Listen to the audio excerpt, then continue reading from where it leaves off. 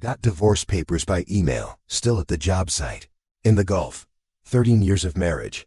A PDF attachment. My name's David. 42, lead site engineer with Apex Builders Co. I was in the Gulf about 4 months. When Linda decided she couldn't wait, subject line was, "Let's just be adults about this now." The message itself was just 3 short sentences. She had already filed all the papers. She'd already cleared our joint account. She'd moved her new boyfriend, Kevin, to our house back in Philly. Read the email. Twice, shut my laptop, showered in the site stall, dressed for my shift, said nothing to a soul. When I got back to my trailer that night, I replied with one word: understood. That's it. No arguments, no begging, no threats. Mark, my roommate there, saw something was off. "You okay, man?" he asked, not looking up from his book. "Yeah," I said. "Just some stuff back home." He just nodded. And that was that then. Construction guys know when to leave it be. The truth is, I wasn't surprised. 6 months before this assignment, things changed. Small stuff. Linda stopped asking about my day. Worked late at the clinic where she took calls. Hit the gym 3 times a week. But somehow she never seemed to break a sweat. New clothes. Then new friends I never met. New passcodes on her phone. I didn't confront her, or check her text, or start following her around. That's not me, but I wasn't blind either, so I made some quiet moves myself. Nothing drastic.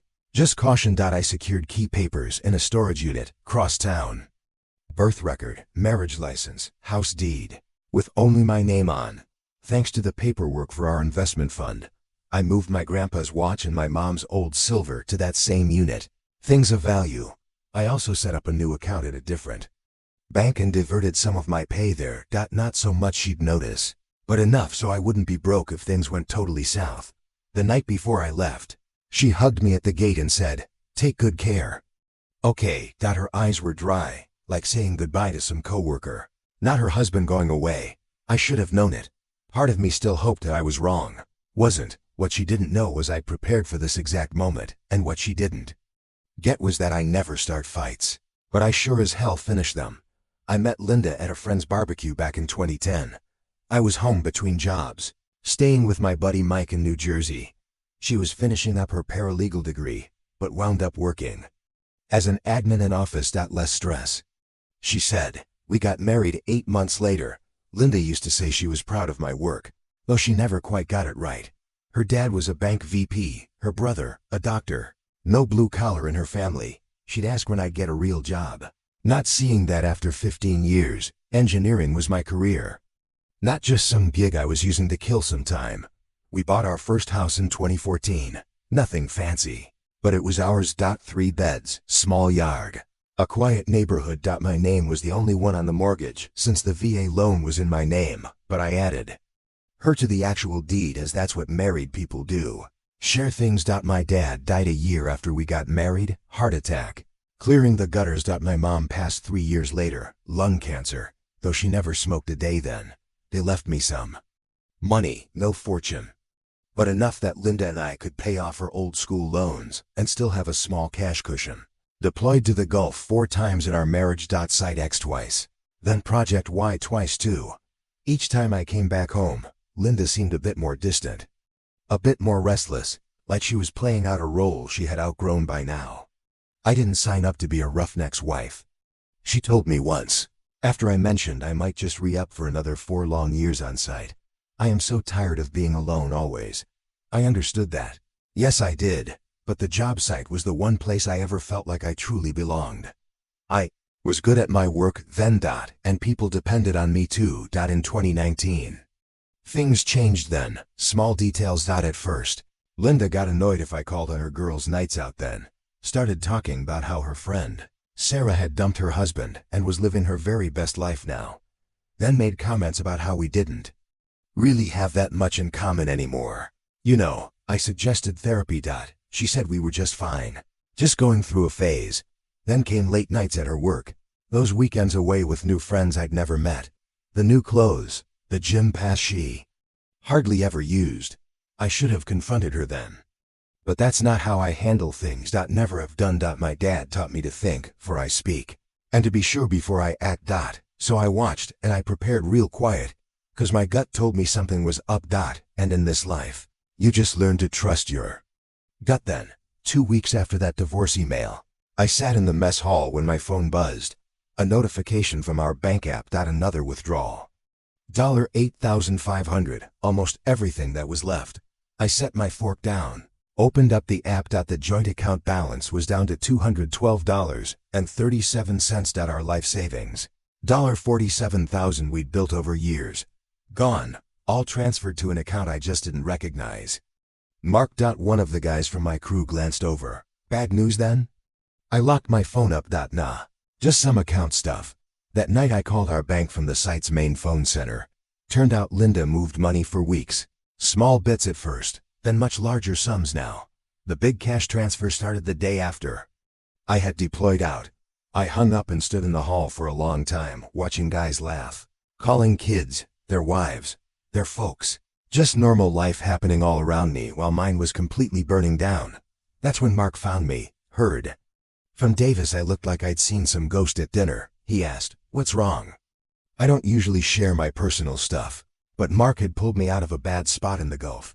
Once, I trusted him so, my wife emptied our accounts, moved her boyfriend in our house. I said sent divorce papers while I was on that inspection tour. Out there last week. Mark didn't give me the usual BS talk. No, I'm so sorry, or that's rough, or you'll find someone better. He just asked then, what's your plan? Not sure yet. I said, and he nodded. Let me know if you need help. That whole night I couldn't sleep. I got my laptop and logged into our home security system, something Linda probably forgot I could access remotely. The cameras showed a strange truck in our driveway. Some guy I'd never seen before, walking our dog, using my coffee mug, wearing my Eagles sweatshirt, and there was Linda laughing in the kitchen. I'd renovated it myself on my last leave. Home. Something shifted inside me. Not anger, quite. Something much colder, clearer. I closed the laptop and pulled out my phone. Made a list. Call Susan, my old college friend, who'd become a lawyer.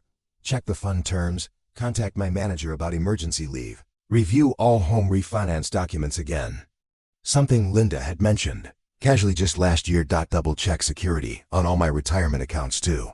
I didn't feel sad anymore. I didn't even feel mad. I felt quite focused, like planning a new mission. This was not about emotion. Now, this was about strategy. At 0500, before my shift, I sent an email to Susan. Subject: need legal help. It's discreet and quite urgent. Her reply came back an hour later. Call me, secure line only. When I hung up from that phone call, I knew exactly what I needed to do. I did not need to yell. I did not need to threaten. I didn't even need to confront her. I just needed to wait, and then watch and let her own bad actions become the trap. 2 months later, I was finally back on American soil. I didn't tell Linda I was coming back home. Didn't call, didn't text, just checked in a motel in downtown Philly, different name. And then I contacted Susan. We met up at a small diner 10 miles out of town. You look like pure hell, she said, sliding in the booth. Feel like it too, I replied. Susan handed me a folder. Got everything we discussed. The house deed, loan papers, bank statements, and this here. She pulled a loose paper. Found something quite interesting digging in your finances. It was a refinance application that had my signature on it, except that it wasn't my signature. Not quite. Someone had tried to copy it, but missed details. The middle initial was all wrong, and the stroke pattern wasn't mine. Linda did this. I asked, though I already knew the real answer. Susan nodded. 3 months ago. Used the equity to pull $30,000. Your signature is required for that. Since the VA loan is in your name, forge my signature. Take out a loan at our house, then clean out our joint accounts, and then divorce me. I said, busy woman. It gets better. Susan said she listed her new boyfriend as a co-applicant. He's got a record, 2 DUIs, and a fraud charge from 2019. I took a breath. What are my options? Several, Susan said. But first, you need to decide what you want. I thought all about it. I want what's legally mine, and I want her to face the consequences. Susan smiled. Then here's what we do. The next day, I drove past our house. Her boyfriend's truck was gone, but Linda's car was there. I parked down the street and watched for a bit. Thought of knocking on the door, confronting her. But that wasn't the plan. Instead, I just drove to the bank. Met the loan officer who'd processed the refinance, showed my military ID, showed him the real signature on my driver's license, showed him all the forged documents. His face turned quite pale. "I'll need to report this at once." "I understand," I said. I already filed a police report that night. I got a new text from Linda. "Who have you been talking to at the bank?" Kevin said someone was asking questions. I didn't respond. The next day, I went to the county clerk's office, filed paperwork fast, contesting the refinance due to fraud, and registered formal notice that no changes to the property could be made without my actual presence there. 2 days later, Linda called. I let it go right to voicemail. "David, we need to talk. The bank called about the house. What are you doing? If this is about the divorce, then we can discuss it like adults, The very same words from her email. I still did not respond. Susan called that afternoon. "They froze the refi money, and then there's more. Your wife's boyfriend has been driving your truck, yes? The one in your name?" "Yes. He got pulled over this morning, driving on a suspended license from Duas. They impounded the vehicle." "Good," I said. "He also had interesting things in his truck. Prescription pads from the dental office where Linda works. They weren't blank. I just closed my eyes. She's been stealing prescription pads. Looks that way. The police are investigating." I hung up and sat on the edge of the motel bed. This was getting much bigger than I'd expected. Part of me wanted to call Linda, warn her old habits die hard. But then I recalled the security cam footage, my house, my dog, my whole life given away like it meant nothing. Damn. This was the one path. Now I couldn't turn back, and honestly, I didn't want to. I met with the bank's fraud investigator then. The next morning. His name was Hanson. Short guy with tired eyes and a dark coffee stain on his tie. "This happens more often than you think," he said, spreading some docs on his desk. "Spouse deploys, other spouse sees an opening. So what happens now?" I asked him. "We've frozen funds from the fraudulent refinance, but there's a new problem. Some of the cash is already gone." "How much?" "About half. 14,600, Illined forward. Where in dit go?" Hansen hesitated. "I natse pozetische rethatinfo. It's my house. Minum was forged, Maimoni wastelen. Hanadidreals, Fenternetist wantrats. Thezera trenstroshev. Eskenetfilist, multipletransferense, ho, not Kevin. Samyanilse, Deverevan Herdof. Hor S. Gregory Davis?" I asked. Hansen shrugged. "Not me department. Butushu dashel bustel lelelelelelelelelel. Ikaledzes nations is Gregory Davis," she repeated. "Letmekik. En horlitter shekeled back. Gotham, Gregory de Visaster specializes inca, kashtai pedals. Shoes planning tusala, I said, realization hishel bishik.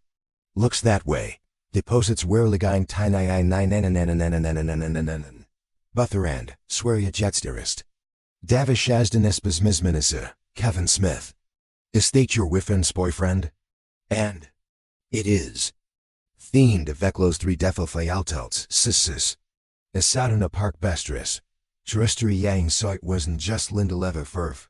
This wash what? Some planet Aparian. Acetona park merstrest is so wasn't just Linda leva furf. This wash what? Some planet Aparian. Acetona park berstress. Maybe, Susan said with real. I did some kextingt. Hehus a pattern. Gets with wumsprutrauda.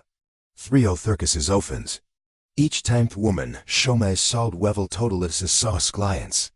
Smith get sacket then Hamuvison and Linda, Shek knew about this. Hard to say, maybe she's a victim, or maybe she's in a little. I rubbed me face, this wasn't just about Linda Annie. This wasn't a thing be. Some a think what ecolico, and if they're workin' be shisham. What do wado? I asked.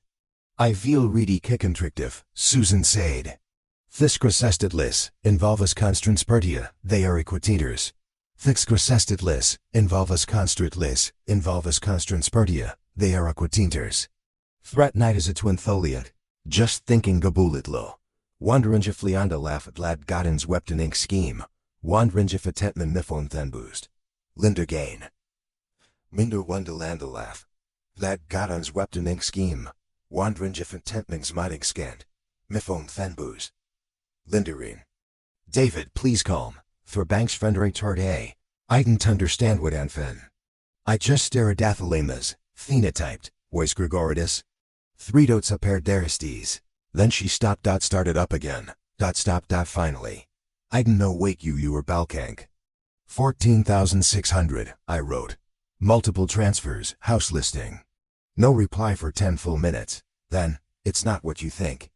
I turned off my phone and went straight to bed.